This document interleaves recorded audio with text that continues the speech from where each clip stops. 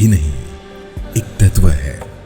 वह तत्व जो मौन में वाणी बनता है, अदृश्य में दर्शन और श्रद्धा में संकल्प बनकर उतरता है।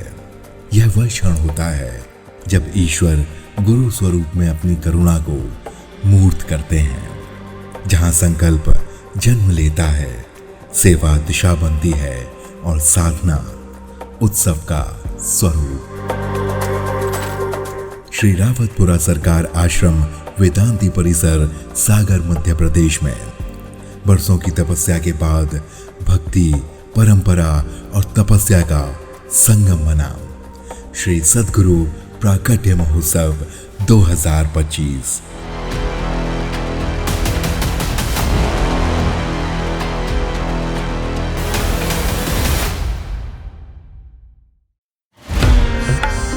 प्राकट्य महोत्सव 2025, जिसका आरंभ हुआ एक अनुपम दृश्य से, जहां हजारों माताएं, बहनें, साधक और श्रद्धालु सर पर कलश धारण कर श्रद्धा के रंग में रंग कर एकाकार हो गए।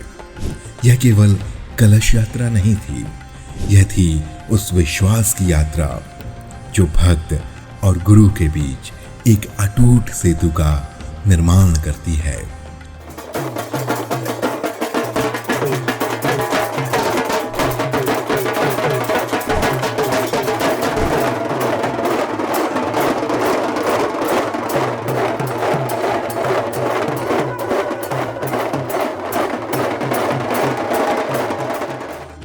श्री लक्ष्मी नारायण यज्ञ की दिव्यता और श्रीमद् भागवत कथा की अमृतमयी वाणी से ऐसा आभा मंडल निर्मित हुआ जिसकी लालिमा से नभ भी रंग उठा। दिशाएं शांत हो गईं और वेदांती परिसर दिव्यता के स्पंदन से गूंज उठा।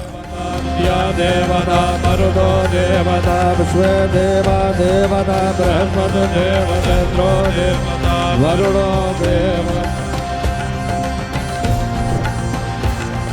29 जून से लेकर 5 जुलाई तक प्रतिदिन वेदांती परिसर भक्ति, कला और संस्कृति का उत्सव स्थल बन गया। पहले दिन रागी फाउंडेशन ने बुंदेली राई और लोक नृत्य की छवियों से लोक संस्कृति का रंग बिखेरा।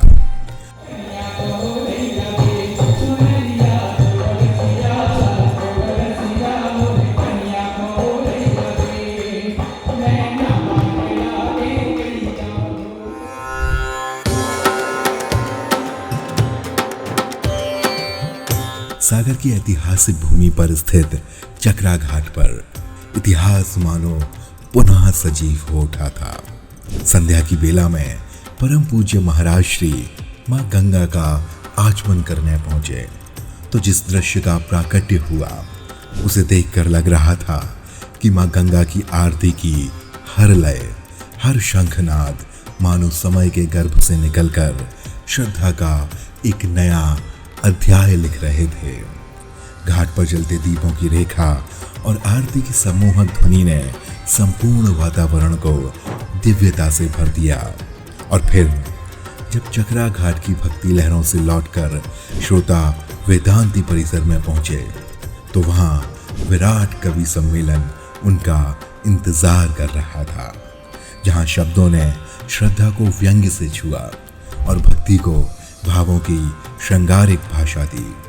यह वह रात्रि थी जब देर रात तक कविता ने जागरण किया और वेदांती परिसर साधना, स्वर और सृजन की त्रिवेणी बन गया।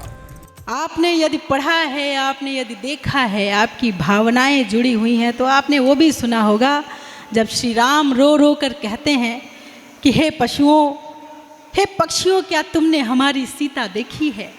राम से तुझसे बढ़कर कोई उदाहरण नहीं हो सकता प्रेम का। जो 100 योजन लांग गया तुम उसी देव के आराधक, और सिंहों के दांत गिने जिसने तुम उसी वंश के संवाहक। जिसकी अस्थि से वज्र बना तुम हो दधीची के अंशदान, टूट गया पर झुका नहीं तुम उस प्रताप के स्वाभिमान। तीसरे दिन एक बार फिर राई और बधाई की गूंज ने संपूर्ण वातावरण में उल्लास का संचार कर दिया। चौथे दिन कथक नृत्यांगना आस्था गुप्ता की प्रस्तुति में नृत्य आराधना बनकर मंच पर उतरा।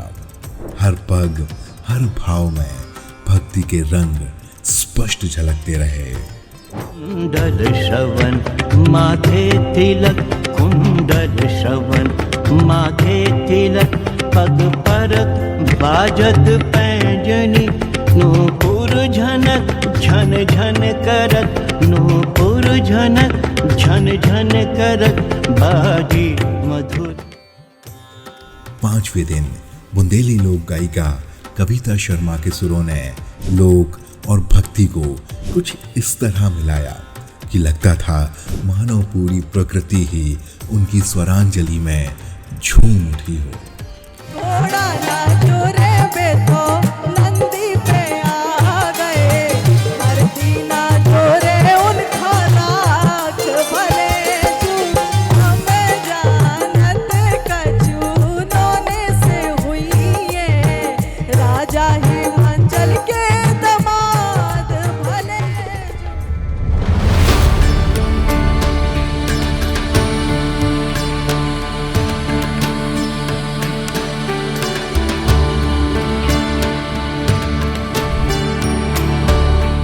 सागर की भूमि पर युगों से पल्लवित हो रही प्रतीक्षा जैसे पूर्णता को प्राप्त कर रही थी।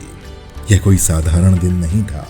यह वह क्षण था जब श्रद्धा, साधना और सामूहिक चेतना मां राजराजेश्वरी के 12 लक्ष्यार्चन के रूप में मां भगवती के चरणों में अर्पित हो रही थी।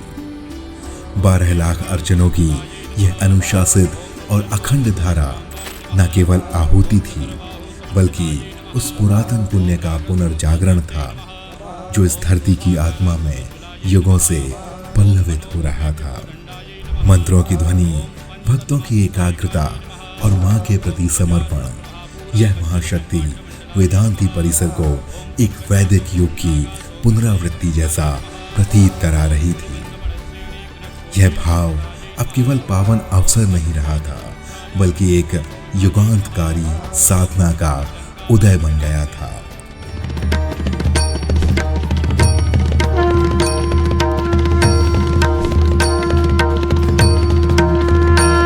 जय मां ललितांबा महारानी, जय मां ललितांबा महारानी, जय मां ललितांबा महारानी। और फिर सप्तम दिवस की वह पावन भोर आई जिसने केवल सूर्य का नहीं, एक युग पुरुष का प्राकट्य अपने साथ लाया। पूरा परिसर जैसे समय से ऊपर उठ गया था। जब परम पूज्य महाराज श्री का प्राकट्य दिवस आरंभ हुआ तो हर शंखनाद, हर पुष्प वर्षा और हर जय घोष एक नई चेतना की गूंज बनकर गूंजने लगे।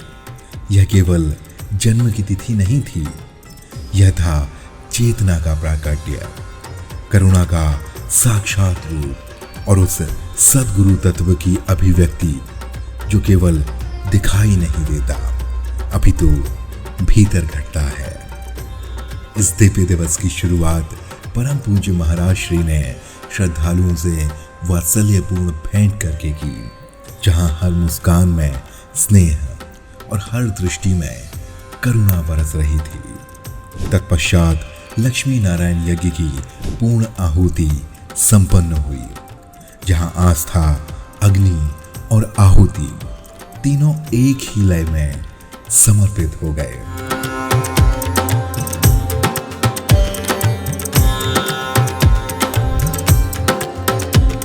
और फिर आया वो ऐतिहासिक क्षण जब 75 फीट ऊंची भगवान सदाशिव की दिव्य प्रतिमा का लोकार्पण हुआ। इस अद्भुत मूर्ति को जन समर्पित किया गया। एक प्रतीक, एक चेतना, एक आशीर्वाद जो सदा के लिए स्थापित हो गया।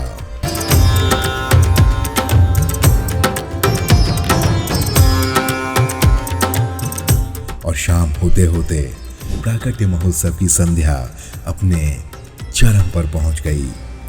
परम पूज्य महाराज श्री स्वयं भक्तों के साथ झूम उठे। संगीत, श्रद्धा और प्रेम का वह संगम ऐसा था कि पूरा परिसर गुरु भक्ति के रंग में डूब गया। यह महोत्सव केवल एक आयोजन नहीं था, यह चेतना का जागरण था।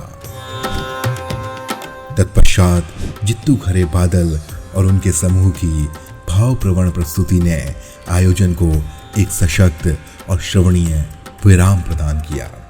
ये 7 दिवसीय महोत्सव 7 अध्याय थे एक दिव्य ग्रंथ के, और जब इस दिव्य ग्रंथ का अंतिम पृष्ठ प्रस्फुटित हुआ तो शब्द नहीं, शून्य बोला। वह शून्य जो केवल सद्गुरु की उपस्थिति में पूर्णता को प्राप्त करता है। प्राकट्य केवल जन्म नहीं था, यह युगों से पल रहे प्रश्नों का उत्तर था, संभावनाओं की बीज बेला और उस चेतना का प्रस्फुटन जिससे संपूर्ण वेदांती परिसर एक जीवित तीर्थ में रूपांतरित हो गया।